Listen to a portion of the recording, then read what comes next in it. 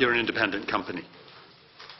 You get 16 million a year, or around that, for the last few years, which is by far the majority of your funding from the state. Mm-hmm. That puts you under an obligation to the taxpayer. And it puts you under an obligation not to ignore the government or the taxpayer when they're instructing you about your guidelines. And it seems to me that what you've done here is given two fingers to the HSE, which many of us would like to do on lots of issues, I must say. And in order to bypass them, you've gone to another source of funds, where the donors never intended this money to go to Mr. Kiley and others, either in a pension pot or in terms of pay.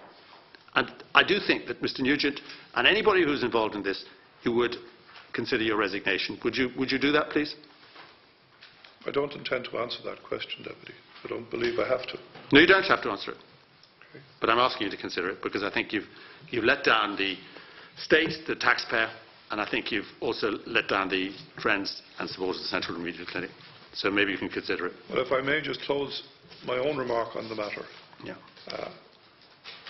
First, in the context of the HSE, on a personal basis, and I know my board would have the same view, we would have the height of respect for them. We greatly appreciate the relationship. We work very closely with them on a week-by-week, month-by-month basis. And with respect to my attitude towards the taxpayer, or this House, or anywhere else, I have only the height of respect. I've done many years in various roles on a voluntary basis. And in the context of this organisation, we have always behaved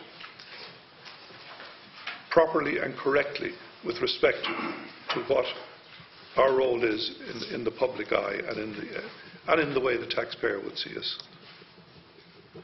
There was nobody here trying to play games with anything, as would seem to be made out. I finished. Thank you. Thank you, Deputy Ross. Deputy Harris.